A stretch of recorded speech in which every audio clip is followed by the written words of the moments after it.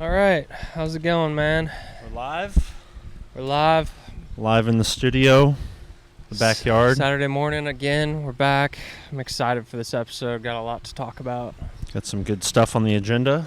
Got some good stuff. We've been requested to talk maybe about some female topics on the podcast. Yeah.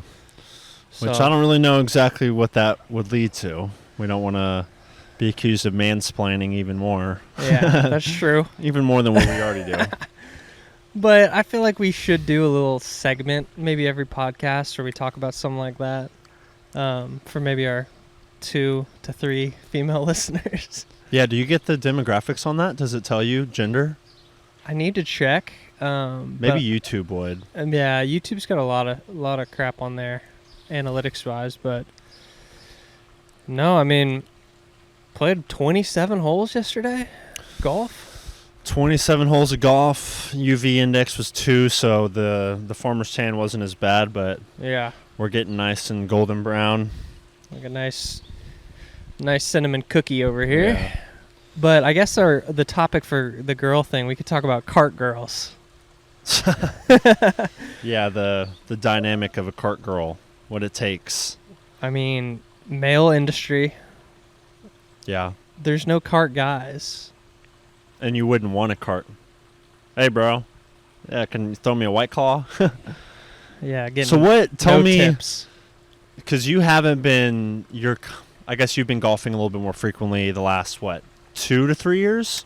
Yeah, that's a good estimate. Last 2-3 years, kind of played with some coworkers for a little bit. Yeah, Then just really liking being outside for extended amount of time, especially at work. You're just inside all day. yeah, So it's really fun. yeah. And it's mental. It is mental, yeah. And the Friday tea time afternoon, it's great to get out there and Let it loose. Some of these courses we play at, some courses get really expensive. If you can find a good course anywhere in like a $30 to a $50 range, that's kind of your bread and butter right there. And so the course that we played at, there's no golf cart tracking. It's like, hey, you're going to play. They have 3 9-hole courses, and so it's not a full 18. Yeah. And so they say, hey, you're going to play the white, and then you're going to play 9. That would equal the 18. And so we finished our 18 and just said, hey, let's keep going. Let's play another 9. Get some free golf in. Yeah, it was a lot of fun. I got a little hungry at the end. Energy kind of dropped. Yeah. Could have maybe packed some snacks, but what would you rank that course like on the tier list of golf courses? Would that be bottom level, very bottom level? Or It's mid-tier. Mid-tier? Mid-tier. Yeah. It's not bad. crazy nice, which is good because sometimes that kind of takes the experience out of it. When you're playing a really nice course, Yeah. I think your fear of playing bad, you feel like you kind of lost a little bit more.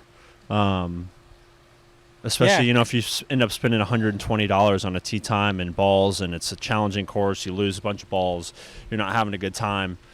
It's not as good of an experience as, hey, let's go play a mid-tier, let's have some fun, let the shirt out a little bit, unbutton, Yeah.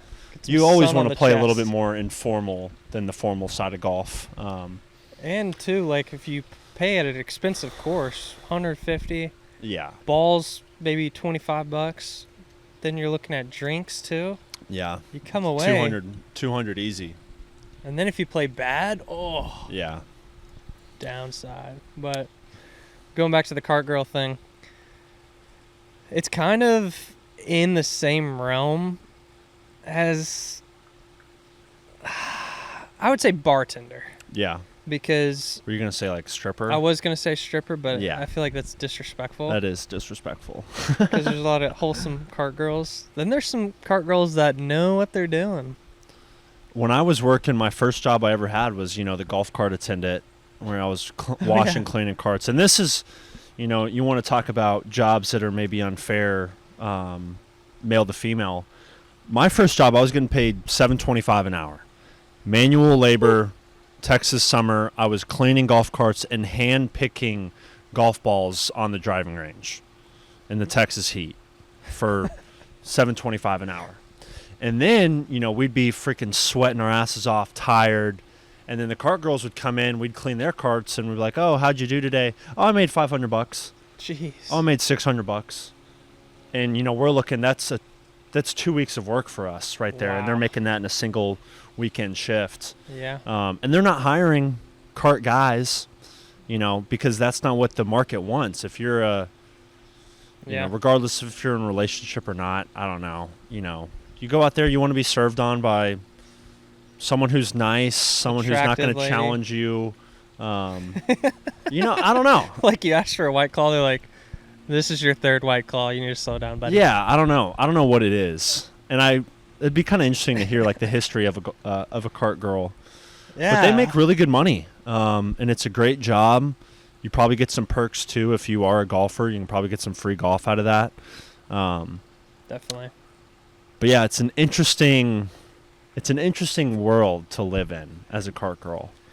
And women are always a little bit more socially adept, but a cart girl being around all these guys all the time, and it's weird. I wonder what the mentality is of like, all right, I need to make X today, and they go into it and they know how to manipulate, they know how to be pleasant. Yeah, I think that's what it is, being pleasant. Yeah, it's pleasant to see a nice cart girl come by and, hey guys, you need anything? It's like that, like the lunch lady. It's like, hey baby, you need anything? Need some cookies? yeah. All right, I'll see you tomorrow. And it's a good little break, a little reset in the golf day. So yeah, they're nice. Yeah, it's a good career, I guess. A good starting job for a girl. If you're in high school or Yeah. even college, or you're working part time, trying to make some extra cash, you can definitely make some good money as a cart girl. And it's probably a better shift than being a bartender, because it's not like the golf 100%. course is open till 9 p.m. It's during the day, so you kind of have that freedom, and it's also safer too. You're not. I'm sure there's probably been some horror stories of just like weird guys. people, creepy guys, having like, a little too much fun. Think about it. If there's a creepy guy at the bar, I mean, it's going to take a lot for him to get kicked out, because he's able to sit there and just be in the same presence as the female. But if you're playing golf, you can you're drive the cart away. girl. Yeah, you're driving away. You have a getaway vehicle. Yeah, and you can easily go back to the clubhouse, and people can get banned pretty fast. Yeah. I was telling you, but there's a couple Instagram pages of these girls that they've got little cameras on their carts on their cart girls, and they record all the interactions, and it's just so hilarious, like to see the older gentleman. Yeah. And how I just got divorced, and you're so beautiful. Yeah. All this stuff. Here's a tip. Do you think, because golfing has become a lot more popular now, do you think that wives or girlfriends are like, what's going on out there? Like, why are you playing for 4 or 5 hours? Or, do they understand the cart girl kind of dichotomy? You think they care? Or is it the same thing as having like a pretty server or a pretty bartender? I think they don't really care, because it's not like you're going back to the same course every weekend and chatting up the same cart girl. I mean, there's probably people like that. And you also may see them twice. Yeah, usually twice in an 18-hole round, if you're lucky. Yeah. Sometimes you're lucky. Stranded out there. Yeah. Yeah, that's an interesting question. What would you do if you were golfing and then all of a sudden a cart guy comes up? Do you think it'd just be weird? Move him through. Yeah. Would you be less inclined to buy something from a cart guy? I think subconsciously, yes. But at the same time, like, it's also weird, like, okay, you're going to chat up and flirt with the cart girl, and it's kind of like, in a way, it is like a stripper. Like, they want you to tip, and they want it to be like an interaction where they're definitely gonna be overly nice and maybe like compliment you. So it's kind of a weird situation, because that's their job. Same thing as being a server, though. Yeah, it is. You want to look good. Yeah. You want to have a good time. You got to build some rapport. Be observational and comment on how they're playing or what they're wearing, and it's just like I think it's a healthy social interaction. Yeah. And then these comments on these videos, it's like after the cart girl leaves, the guys are like, she was totally feeling me, bro. Yeah. Yeah, and it's just like now she's just doing her job. Yeah. And she just got a $40 tip off of you. Yeah, for real. But it's like, hey, it is what it is. Yeah, like you can feel butthurt about, man, like, well, I want to make money like that as a guy. Like, there's really not many jobs. I feel like girls are much more inclined to make more money in part-time work and like throughout high school or maybe through college, because a lot of those jobs that they find kind of serve that same role of you're going to be serving on someone. Guys typically aren't serving. You know, they're kind of doing the operational, the physical, being a bouncer, being not a busboy necessarily, like a food runner or a bar back. That's a good point. I think, would construction fall into part-time, would you say? Construction? Because like a high school construction job. How many kids did you know in high school doing construction? Yeah, that's a good point. Probably got to be 18 to do some of that stuff. Well, yeah. Landscaping. Seth did landscaping. Stuff like that, yeah. It's I mean, that's solid work. Yeah, but it's still like physical manual labor for cheap wage and long hours, and it's not pleasant. No. I mean, that's just the reality of it. It's like the female has the ability to use their looks and their inherent attractiveness to make money. And you see it in OnlyFans, which I don't even want to talk about that. But that's the extreme version of that. But what's that, Bonnie Blue? God, she's gross. Yeah. She's been ran through. Yeah. Disgusting. Yeah. So there's a lot to talk about. Let's start with the Project Veritas, since it's fresh on the mind. Good point. So we watched James O'Keefe's Project Veritas kind of documentary, part 1, which detailed the story of him being ousted from the company that he was the CEO and founder of, Project Veritas, which investigative journalist company, or nonprofit. It's not a company. And James O'Keefe personally is like a hero to me. Just because he's doing the work that no one wants to do, and he's uncovering the truth. The truth that's intentionally buried and protected by some of the most powerful people and powerful companies in the world. Exactly, like Big Pharma. Pfizer, Disney, a lot of stuff related to academia, DEI, policies and initiatives, and, these groups of people who feel like they're untouchable and are so boastful about the things that they're doing in the dark that they get set up on these dates, undercover dates, thinking, this guy's attractive. And he says a lot of these people are gay. They're setting them up on male dates. Yeah, on Grindr. On Grindr or whatever dating apps. And they'll go to these restaurants and they'll have some type of undercover camera and they'll be filming it and they'll ask them about whatever job that they're doing. And so, one of the most famous ones that really put Project Veritas kind of in the upper echelon was Jordan Walker, who was a director, a high-up director for Pfizer.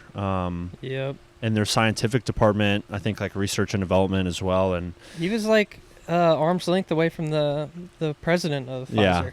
Yeah, he's not some low-tier person. He was high up. In meetings. Yeah. Constant conversation with them. And, so the tactic of having an undercover journalist portray themselves on Grindr or Tinder, whatever it is, and that's actually kind of incredible how they can single out and find, out of all the people on these apps, they could find the person that they know they can get info on. Yeah.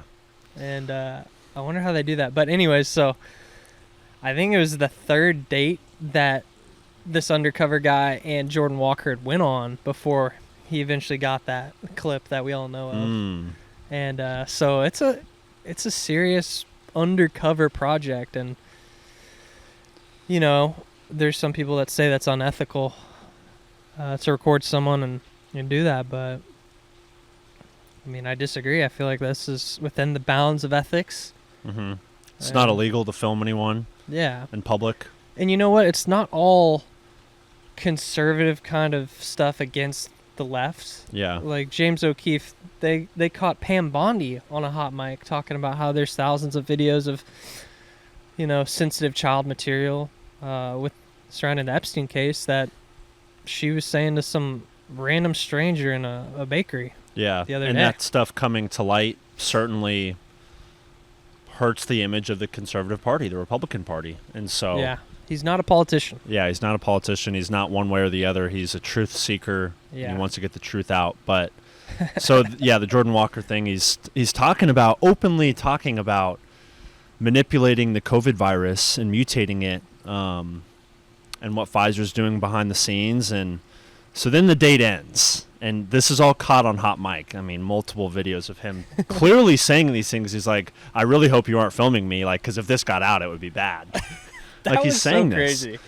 And so then James, they're in this pizza joint in New York City, I think. Yeah. And That video is leaked. And yeah, it's- we'll have to put the link in the video so everyone can watch it. And so this is after that it's been like publicized. Yeah, and I think, yeah. And so James O'Keefe walks in, and Jordan Walker's just sitting at this table, and James O'Keefe, he's like, is this seat taken? And sits right in front of him with these iPads and a microphone, and you can tell, like, Jordan's like, he's like confused. He's like, he doesn't really know what's happening. And Yeah. James O'Keefe is like, so can you tell us about, the COVID, mutating the COVID virus or the COVID vaccine? And he's like, is this real life? Yeah. He's like, what's happening here? Is this real life? And it ends up leading to this altercation. God, there's a wasp. Shit. Yeah, he's freaking out, and he's like, "Whoa, what are you doing? This is weird, and you're this is not right. You shouldn't do this." I'm calling the police. Stay here. I'm calling the police. Don't let them leave. I'm calling the police. And they lock the doors on him. There's 5 white people here. He turns Yeah. into this race. He's a black gay guy. And so then he tries to take the iPad. He takes one of the iPads, slams it down, Yeah. and tries to take the other one. And one of the cameramen ends up pushing it. Pushing him, yeah. Yeah, this wasp is chilling Wasp right on circling us. He's a Pfizer wasp. Yeah. It's probably a bot. Yeah. And so this all happened. This is February Yeah, 2023. Man, it feels like it was 2021 because I feel like it was kind of after COVID more. I think it was 2023, and we'll check Okay. the facts on the date. That's probably right because it was wintertime in that video. And so this happens. Biggest story in Project Veritas history. Yep. Everyone is seeing this, tens of millions of views. During a very sensitive time where people are beginning to question, the truthfulness of these pharmaceutical companies, and Well, a yeah. lot of people are starting to get concerned about some of the adverse effects of the vaccines that they received related to COVID. And Like the whole backstory of it centers around the fact that COVID-19 was a virus that was leaked from the Wuhan Institute of Virology in China, and it was a genetically engineered bioweapon, gain of function research. which is basically they're manipulating a virus and making it more infectious and more deadly. Which is illegal. Yes. Extremely illegal. Gain of function, and so that was the basis of it. And then come to find out, when in the video he's saying, yeah, we're at Pfizer, we are actually manipulating the COVID virus and the COVID vaccine. Like, it's just like, yeah, it's bad. It's like how can we make more money off of this? Real bad. And so this all happens about a week later. The board at Project Veritas calls for an emergency meeting to terminate James O'Keefe as CEO of the company. Yep. And the documentary kind of goes to this deposition with George Sackrell. Is that his name? George Something George. Sackle? Something. Yeah. Something like that. Just this pompous fucking asshole. And they pretty much staged a coup against him. And it's really, when you watch this stuff, it's hard to believe that something like this could happen, especially with a company like that, which seemed to have such a positive mission on exposing the truth. And these people just started lying and making up things about workplace harassment and how James O'Keefe was, financial malfeasance, spending too much money, when he was really the only person in the company getting donations. They could not do any of the work that they did without donations from people who also want truth to be exposed.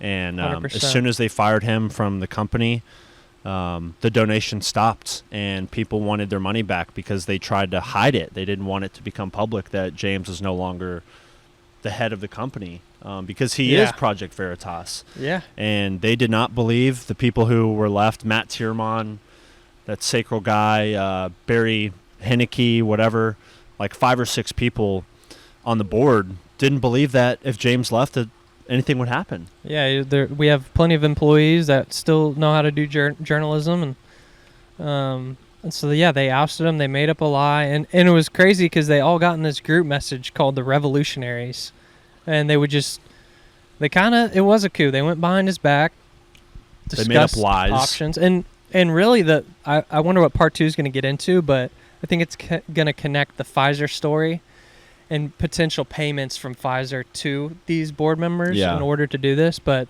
for example, 2 of the board members had investments with each other in companies that could be purchased by Pfizer. Yeah. So there's a huge conflict of interest in that. But, yeah, James O'Keefe, brave, which basically means courage through fear, because everyone's got fear. And the fact that he's investigating the most powerful companies in the world, the most powerful people in the world, and it's his mission, man. Yeah, got raided by the FBI. Yep. He's been sued 50 times, and he's won. He's won all these things. Yeah, I think he's won against the New York Times. Yeah. He's a freaking hero. Yeah. God. And so he had gone on Patrick Bet-David's podcast, and then Tim Pool, and hopefully at some point Joe Rogan here, just to kind of get the truth out there. And it's just like, people attacking him for seeking the truth. And what did he say? It's like, I can't remember, if you're not willing to sacrifice your own life, then you're for sale. If you're not willing to lay down your life for what you believe, then you are for sale. Yep. And he talks about a lot of the struggles of building a company like this and getting people that are fully committed to the truth and only the truth. Yeah. Because if you can't seek that, then you're compromised in some way or another, and you're not going to be able to fulfill the mission the right way. Yeah, it's got to be so difficult for that level of an operation. He can't do all the work by himself, and so you got to hire people, and that's like got to be one of the most toughest things to do, is find people that are true believers and genuine. Yeah. And as we saw, like, these people on the board, they were snakes, and they had a price. Yeah. And it's not just Pfizer. We're highlighting the Pfizer story. There's some really jarring undercover episodes with some of these administrators in academic institutions. Specifically related to like the child exploitation, sexual exploitation and grooming. And you have these LGBTQ professors and teachers and admin who are preaching sex talk to children and sex toys, and it's disgusting. Ideologies. I mean, it's disgusting. And those people need to be so far away from schools. Yeah. And that's, I mean, we've kind of talked about some of that stuff before, the homeschooling, the public education route, what it's going to take to education reform, things like that. And that's a very complicated, deep issue. But we need more of this. We need more of people like James O'Keefe and whistleblowers. Yeah, we need to support that. People standing up for what's right, saying something when they see something wrong. Do you think, and this kind of feeds into what you said there, like say something when you see something? Yes. I feel like a lot of people, because of COVID and maybe the fear of retribution from government agencies, people are afraid of like publicly speaking about certain things, and that's the whole problem with what went down, and that kind of censorship bubble when everything went down. You weren't allowed to speak openly about, opinions that disagreed with the narrative about COVID or how things are being handled, and that's what it comes down to, is like when you're going to be censored when you talk about something, especially on YouTube or any of these social media platforms, what people end up doing is they end up self-censoring themselves. Yeah. 'Cause they don't want to lose their channel and all the work they've put in. And so then those conversations end up being self-censored. And we'll go back to what Elon did with X, opening it up to free speech and allowing the exchange of ideas is just so powerful. And it's a tenet of this country. Yeah. And this country was founded on the principles that all men are created equal and we're made in the image of God. And we have the right to say what we want, practice what we want. Yeah. And this transitions actually well into the next topic I want to talk about, which is, when you think about China's anti-freedom, communist country, control versus, America's freedom, innovation, capitalism, all these things. So essentially China, by the fact that they do have so much control over their people, there's literally no innovation. The government stifles all innovation because there's no Elon Musk in China. No. If you become successful in China, you're going to be ripped off, and the government's going to take whatever it is. And like that Jack Ma guy, who's the big finance guy in China. Oh, yeah. I don't know what he created, but he disappeared for a while. And Yeah. came back and like pledged his allegiance to the CCP and all this stuff. But anyways, I listened to this podcast that talked about kind of what China's doing right now with on the moon. They're basically on the dark side of the moon, mining, resources, specifically helium-3, which is a super powerful chemical resource that's going to end up powering. It's like one of the most efficient energies on the dark side of the moon, which it kind of goes into the idea of like the strategy that China has. Like America, since we have the freedom to do things, we have the people that are creating innovation. Yeah. And we are so good at engineering and technology where we can create like the best, whatever it is, satellite, iPhone. Yeah. But and then China, what China does, they end up copying everything that we do. Oh, yeah. So That was a big thing with the tariffs. yeah. Like exposing the fact that like a lot of the shit that we're getting from China is just stealing intellectual property, stealing patents, making it shittier in bulk and selling it back to us. Yeah. And people think they get designer like They and think- that kind of goes into the consumerism that the United States has kind of fallen into, yeah. where we're just constantly buying and, taking in all this gluttony. Give me more, give me more, give me more.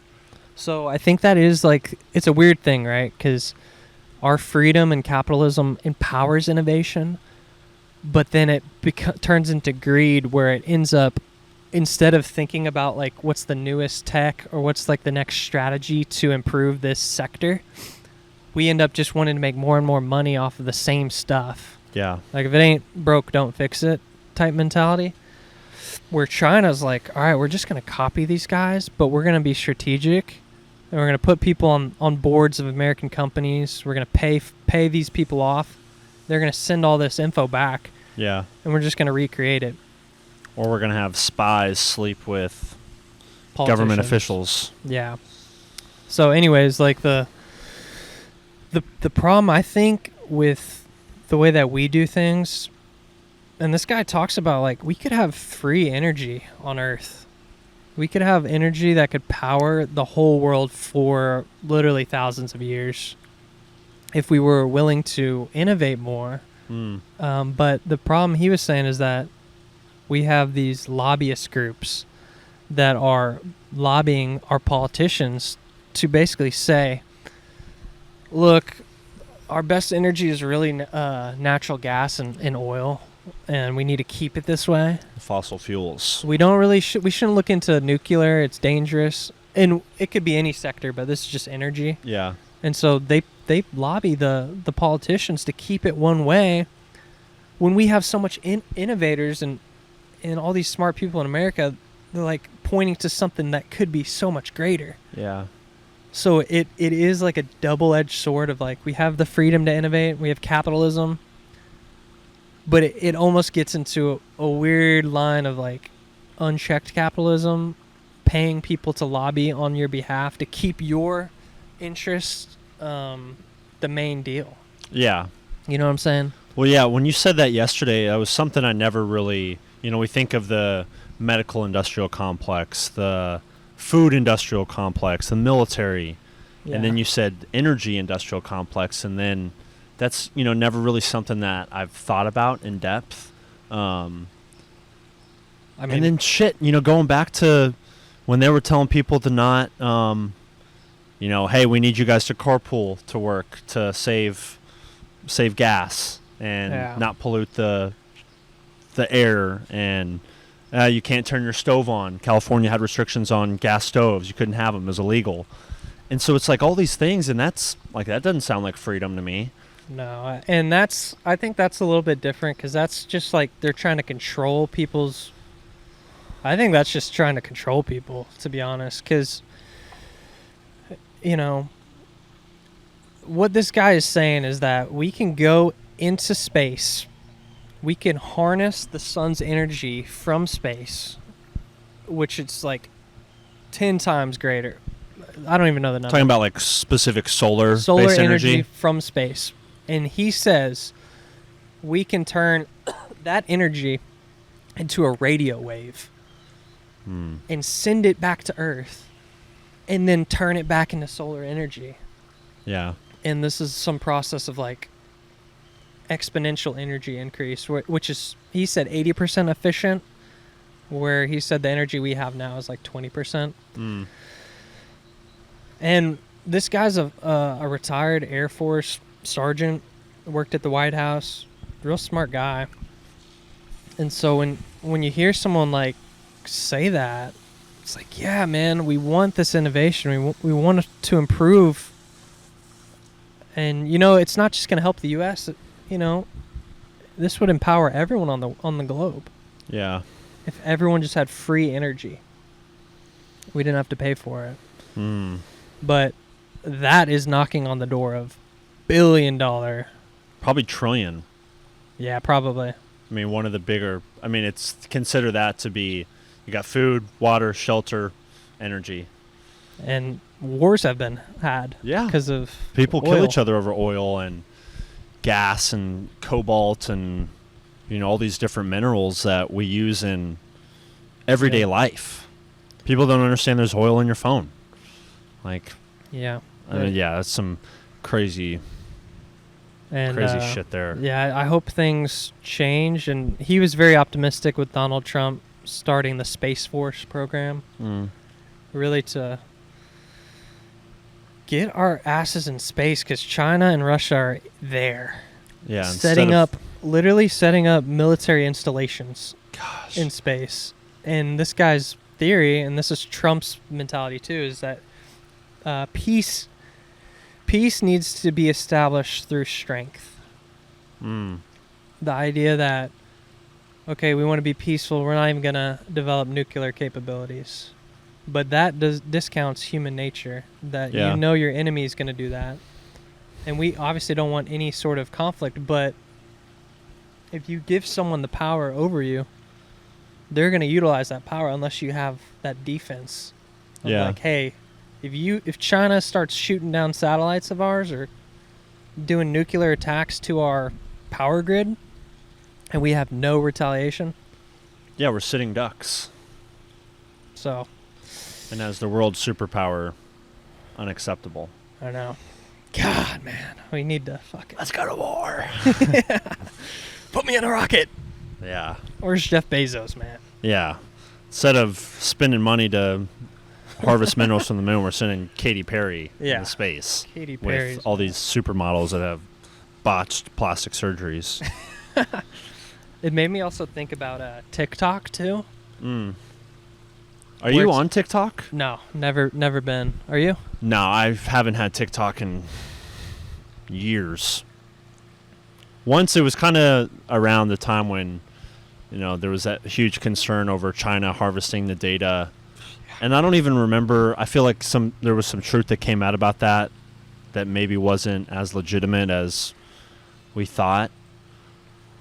And so my reasons for getting off were a little bit different than, oh my God, China's stealing my data, because we have an iPhone. Like, the reality is, if you're operating any social interface or anything that's got Bluetooth or Wi-Fi, odds are someone out there can find your data. Mine was just like, this is distracting. It's negative and doom scrolling. It's a waste of time.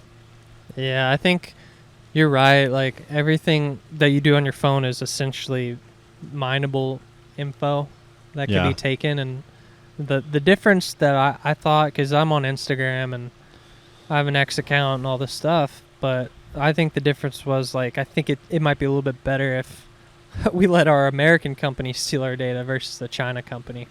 But then those American companies are selling that data to China. Damn. Yeah. But what I thought about it was, like, okay, Instagram, American company, was created, and then China basically copies our algorithm and all this stuff and tweaks it and makes their own. Yeah. Well, they made it better. They made it more addicting. Well, I kind of want to go back to, the idea of focusing more on how can we create the smartest people and build up the smartest people here in the States, in the United States. And when you think about capitalism and innovation, like, it all starts with a business idea and a plan and things that you can implement. But when you think about, as someone who started a business, the restrictions and the regulations and the headaches of what it takes to run a business, it's like there's too much red tape. Really? Like, they create barriers for people to build and create and grow. I agree. And a part of that's aligned with, like, the tax protocol and just all this extra bullshit that makes it hard for people to take that step to actually get the ground running. And so I know Trump's, working on that, and, we're talking about abolishing maybe the income tax and getting rid of regulations related to people who are looking to build LLCs or, whatever corporation that they're looking to own, because we need more of that. We got to get rid of these fucking franchise bullshit. Yep. These predatory business people who buy other businesses just to create the same monotonous product. Like, we need individuality. We need creativity. And I think if we can make it easier for people who have an idea and want to put that idea into motion, like, that's how people flourish. Yes. And if you look at, damn, this is how I got to do this. Well, I don't have the money for this. I don't have the money for a loan. I don't have the money to pay my taxes for this. Yeah. Then, like, people aren't incentivized to create and grow, and so then you consume. I agree. And so we got to do a better job about, and I don't know what that looks like. That is such a detailed and complex topic, but I think you're right, though. I think Trump has the idea of making America great again. This has been his slogan the whole time. And to do that, we need to have fair tariffs where we're getting money for all the stuff that we're sending out and all the stuff that they're sending in. It needs to be fair, which is a no-brainer. But what that also does is that incentivizes Americans to start doing the innovation. Yeah. And then when he's saying, let's maybe abolish the income tax, because we're actually getting a lot more money in from China and all these companies that are basically taking our manufacturing sector. And by doing that, then that's like gives the innovators, gives the citizen more money to operate and to build up. Yeah. And to flourish. So that's the mindset of Trump right now. And it's going to be hard. Anytime there's change, people are going to complain. But I think I'm just grateful Trump's in office doing these things. But yeah, we need to have that American renaissance right now. Yeah. And I think that, crucial. We don't have to focus so much on the academic side of things, but like, I was in business school and like we hardly ever talked about entrepreneurship and like just some of these like fundamental stages of like what it takes to build capital in the United States and build a business. And some may disagree with me. If you went to business school, you know, you go to Hayes, McCombs, some of these really elite colleges, and sure, like your hands-on experience may be a little bit better versus other places, but like, and Charlie Kirk talks about this when he's, you know, he is not a supporter of traditional college. And people are like, well, why don't you support college? You know, we're building up the youth, the next people to go into this generation and build capital for the United States. Yeah. And he's like, well, what did you study? Oh, well, communications, journalism. Yeah. It's like those are valid career paths and whatnot, but those aren't, if that's 60% of what people are going to college for, like we're not building the next Elon Musk.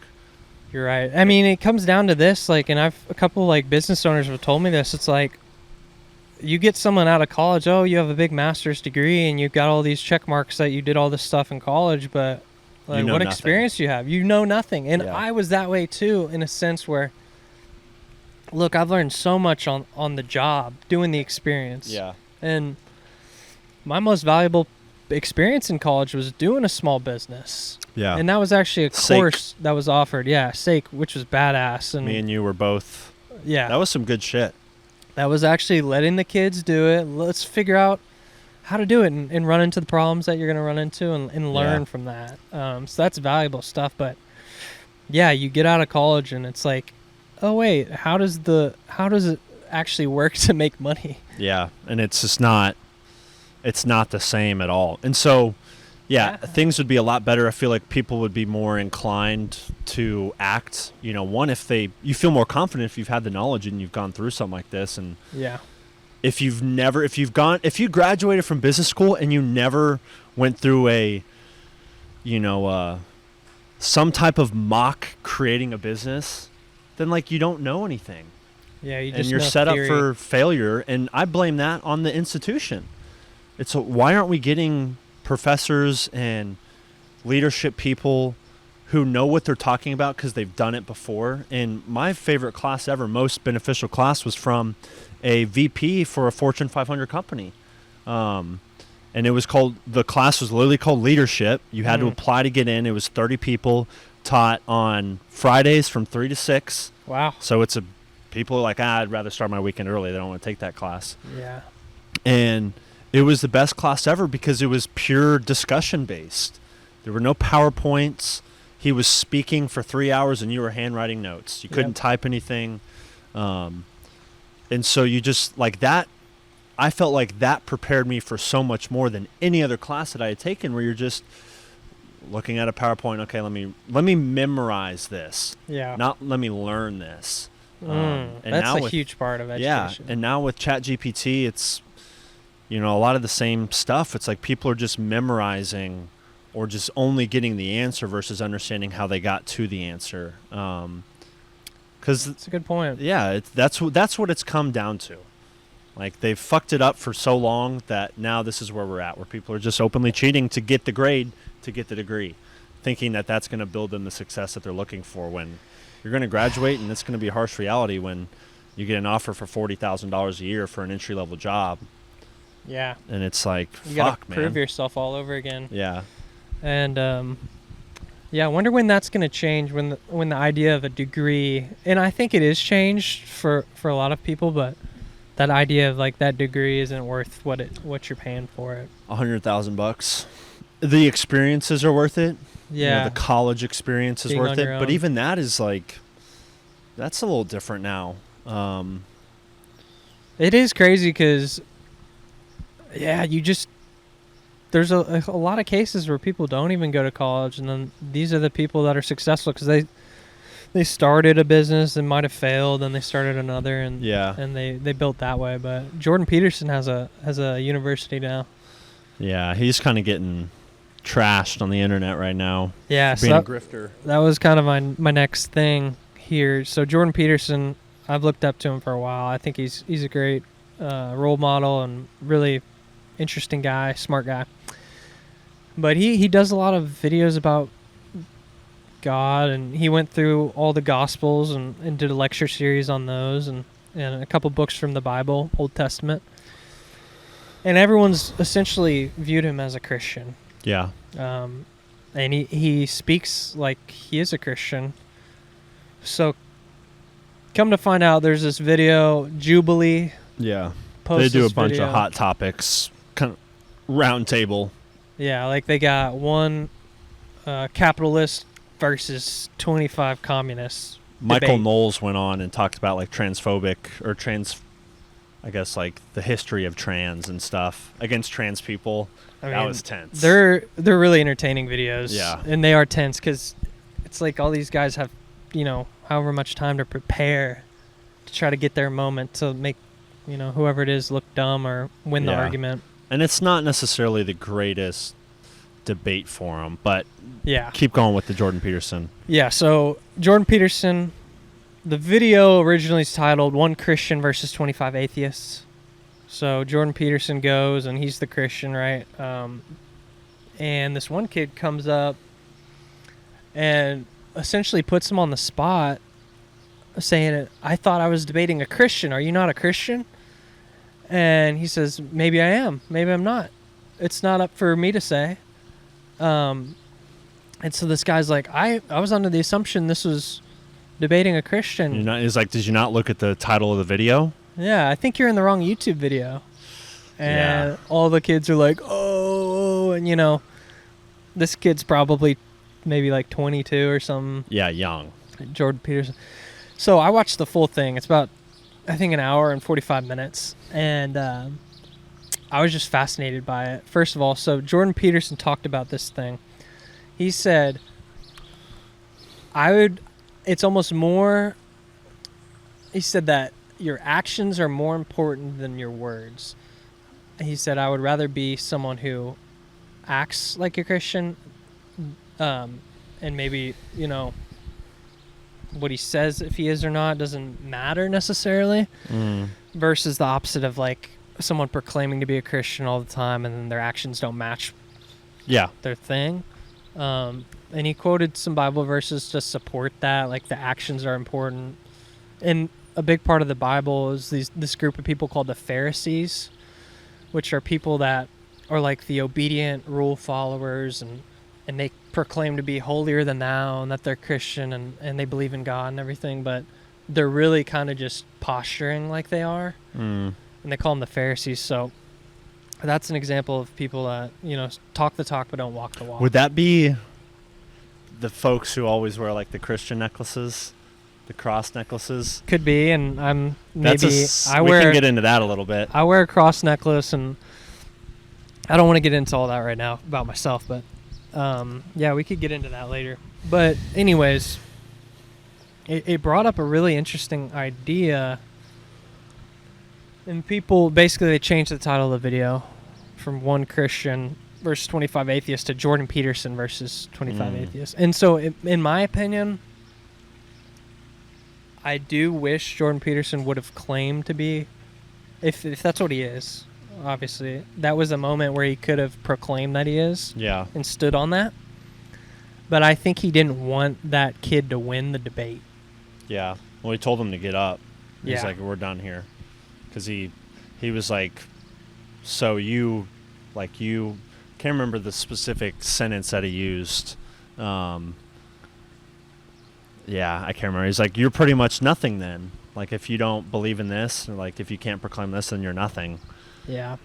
So And, yeah. I chalk it up to him not wanting the kid to win the debate. And Yeah. these kids have like a gotcha mentality where they want to get one over on Jordan Peterson. And prior to that interaction, there was a couple interactions like that where he's basically like wanting to have the conversation, and it ends up being trying to like narrow him into a box. Like one of the things was, if you were in Nazi Germany, this kid's asking Jordan Peterson, if you were in Nazi Germany and you were helping your Jewish friend hide, would you lie to the Nazi guard saying that there is no Jewish people here? And he would not say he would lie. He's like, I would never be in that situation. You're painting me into a corner with this insane hypothetical. Yeah, I don't think that's fair.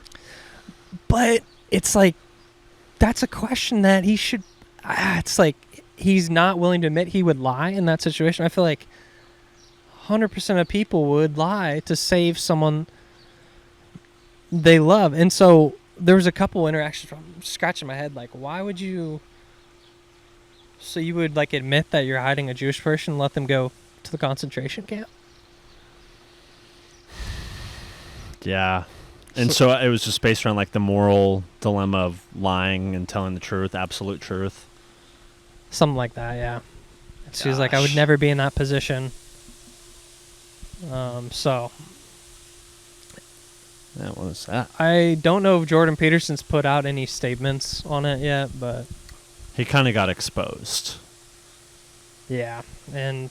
But you're right, though, in the sense that I think for a lot of these folks, younger people who are debating, and even on both, age necessarily isn't a determining factor, but it is a gotcha mentality. Like, let me pinpoint this one specific word to get you to admit something that's going to make you look bad when you're kind of missing the entire point of just having open dialogue and open conversation. And I think that's just a part of our culture now where people aren't necessarily looking to have a conversation. They just want to be told, or they want, I don't know. It's a weird thing right now. I don't like that. I think people, because kind of what we talked about yesterday, we do this podcast we don't make any money. We don't have any sponsors or anything. And, a lot of these things are strong opinions and hot topics, and we have our stances, but we are open-minded enough and curious enough to change our opinions. Yeah. And I think that's really important. And if everything was so black and white, then it would be hard to have conversation about sensitive things. Because we are human beings, and it never is a binary yes or no. And I think if you only focus on that, you're going to miss a lot of the meat and the potatoes of just the other important things. Like understanding someone's perspective. Yeah. Like they've maybe gone through certain things in their life that made them this way. And the ability to connect and understand is really big. And I feel like you have to have that as your primary... Like, that has to be sitting in that passenger seat as you're going through life and going through a lot of these conversations. Because if you're just looking for validation or confirmation of what you already believe, then you're going to have conversations like what the Jordan Peterson one looked like, where it's, let me create this insane hypothetical to get you on what you said a year ago. Yeah. And that's just not... I don't think that's fair, because I don't think that's realistic in what actually happens in life. I agree, and it seems like the media is like that gotcha media mentality and the hot takes, like whatever's... The big headline, the clickbait. All that stuff, and that kind of brings me into the stuff with Caitlin Clark and Angel Reese. It's just like a shit show of like, why is this got to revolve around race? Yeah. But I guess when, Brittany Griner's caught saying like, she's pissed off at Caitlin Clark, and she calls her a effing white girl. Yeah. I mean, at that point, it's gonna kind of go into race if you want to make it about it. Well, and kind of the origin of this. I mean, one, Caitlin Clark and Angel Reese have a pretty good history dating back to playing against each other in college, and they're both phenomenal athletes. But Caitlin Clark is a Different superstar. Level. Angel Reese is not, and that's okay. Like, that's okay. Yeah. But they're not in the same ballpark of what they do on the court in their profession. And so the Indiana Fever played the Chicago Sky, maybe game 2. I think it was game 2 or game 3, maybe a week ago, week and a half ago. And Angel Reese shoved one of the Fever players, didn't get a foul call, and then Caitlin Clark witnessed this. She was standing right next to her and decided to foul Angel Reese. Angel Reese fell and kind of charged after Caitlin Clark, and she had to get held back and turned into – it was a normal foul. Anyone who watches basketball, this is a normal foul. And if you make it more than that, then you're clearly race baiting or trying to make it more divisive. Yeah. And so this happens. The Chicago Sky release something after the game related to racism and inappropriate comments made towards their team in that stadium. And so the WNBA releases a big message: we will not tolerate racism or hatred, blah, blah, blah. And so they're pretty much kind of already making it seem like Caitlin Clark is to blame for the bad attention that the Sky and Angel Reese is getting in this specific moment. That sucks. They do an investigation. Nothing was found. I mean, and it what were turned they into expecting? a week-long battle of just headlines and race talk and all this unnecessary bullshit. And there was an unsubstantiated claim of racism and allegation just based off of nothing on Caitlin Clark for the fans in the Fever Stadium.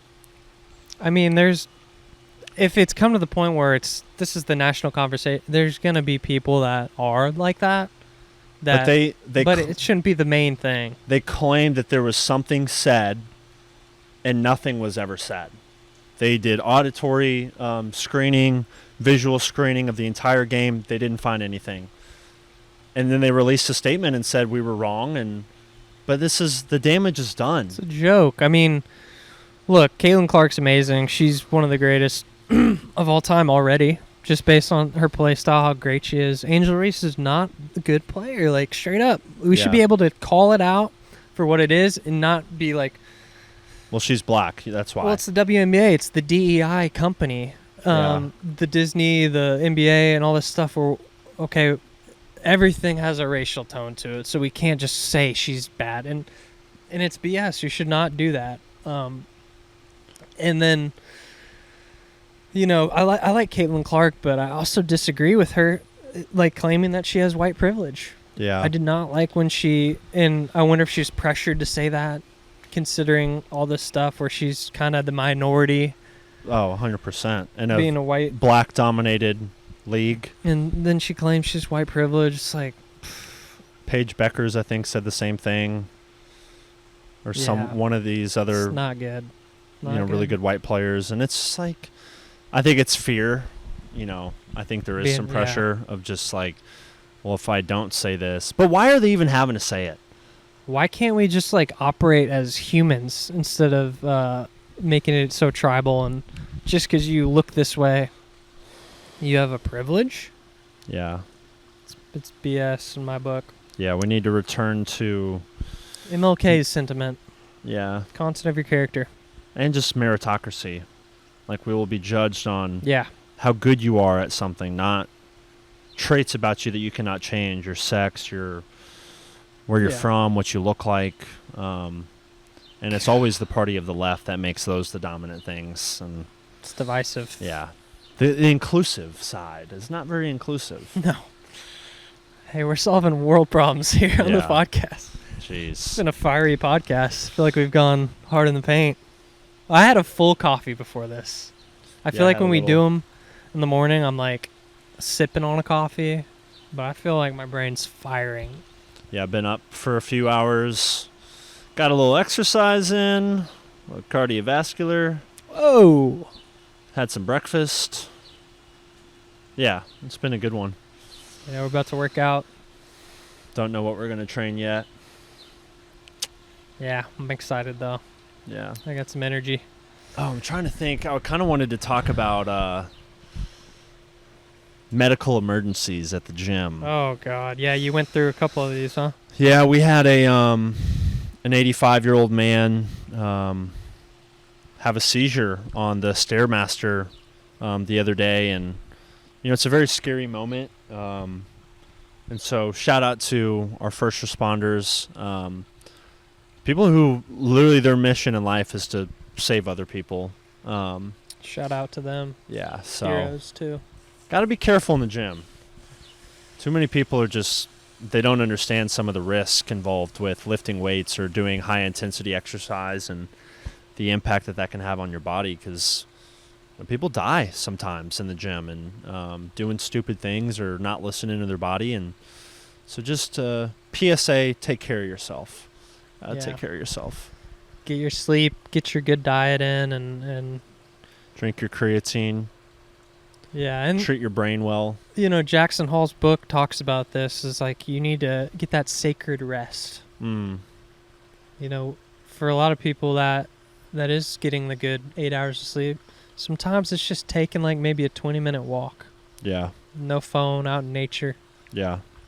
For me, it's getting out on the golf course, just kind of like losing sight of everything that's going on and just focusing on a game for a while. It kind of clears my head. Yeah. There's not really time to, if you're standing over that ball and you're thinking about work, Thinking about Gaza. you're going to shank it. Yeah. You're not making the putt. Yeah. So, trying to think if there's anything else. Game 6 tonight. Game 6. Knicks Pacers. I think Yeah. the Pacers close it out at home, but They better, man. It's going to be... we'll see. We'll see. They looked bad. Tyrese Halliburton had like the best game of his career Yeah. in game 4, and then game 5 had one of the worst. Yeah. But we'll see what happens. I think the first quarter I was listening when I was getting my hair cut the other day in the barbershop. They had First Take on, of course. And so I'm having to listen to Stephen A. Smith and all these jabronis talk about this stuff. And they said pretty much when the Pacers win, they're scoring a lot of points in the first quarter. Even if the Knicks are up like 35-33. I agree. Like the pacing of the game, the Knicks can't keep up with the fast pace. Yeah. And the games that the Knicks have won, first quarters ended like 24-23. And so It's a battle of we'll play kind of styles. see. Yeah, we'll see what the first quarter looks like tonight. Got the men's college World Series going on, baseball. Arkansas's got a good chance to win the national championship this year. Let's go. So that'd be Woo great for pig. the alma mater. Woo pig, man. And then we can do a quick over-under win total, some predictions for some NFL teams. All right. So the Cowboys are currently listed over-under 7.5 wins next season. Dang, that's low. It's low. That's They've got a tough schedule. I think every year that Dak has played and been healthy, they've won. They've covered that win total. You know, they had a few 13-win seasons, 12-win seasons, 11-win seasons. I'm going under. See, I'm going to take the over. I think that their division's just stacked, except for the Giants. Giants could be better, Who's though. their QB now? Russell Wilson.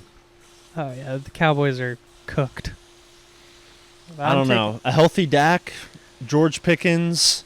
Oh, that's right. So they got another wide receiver. I don't like George Pickens straight up. I don't like him either, but I think he's going to be fine with the Cowboys. I think they need a little bit of an edge. Now, do they need a guy getting thrown out because of unsportsmanlike penalties? No.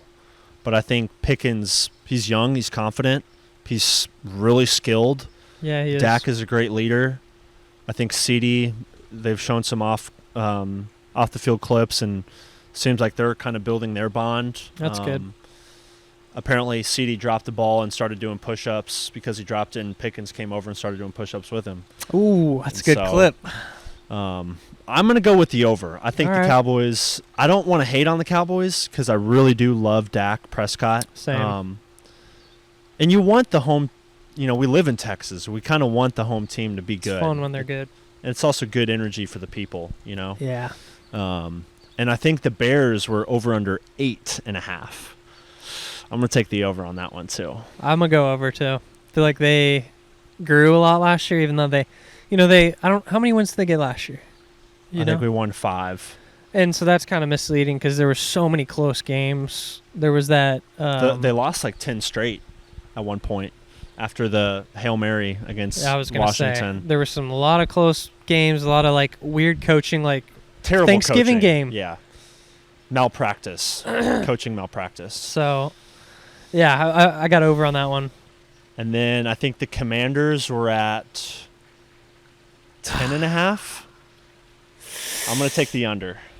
I think Jaden Daniels, I think he's still going to be a star in this league.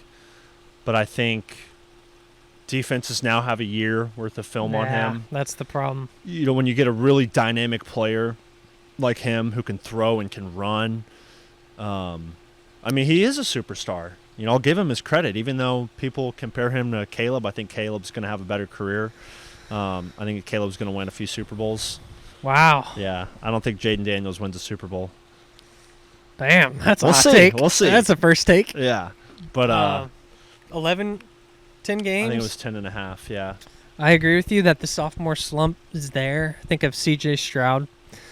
He kind of had to drop off from his exciting rookie year.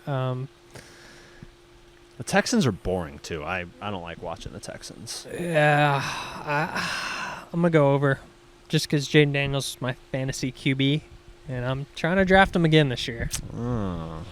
Dual threat. Yeah. He's just so skinny. I think he missed some games maybe because of a Who, Jaden Daniels? rib injury. Yeah. He left a game because of ribs. Yeah, that was like week 3 or week 4. But if the Bears had won that game, I mean, that Hail Mary makes me sick. Because we played like shit that entire game. Caleb led us back after we hand the ball to a backup lineman on the goal line. Fumbles it. I mean, that was one of the most shocking, gut-wrenching. And then we came back. We stopped him. We came back. Caleb Williams led us on a should have been a game-winning touchdown drive. Unbelievable. Yeah. 30 seconds. I mean, yeah, We'll there's so see. many bad things that happened in the last minute there. Tyreek Stevenson taunting the crowd when the ball is snapped. Yeah. And now he's out of position, and That's so embarrassing. then just for it to get tipped. Guy standing right there. Yeah. I mean, that's one of the worst losses I can, outside of the double doink. I mean, I thought the Thanksgiving game was worse because that was just but like that was against the Lions, and they should have won. Though. yeah, they should have. It was bad. They should have won that game, but I was expecting them to lose because the competition was better. Yeah, I guess so.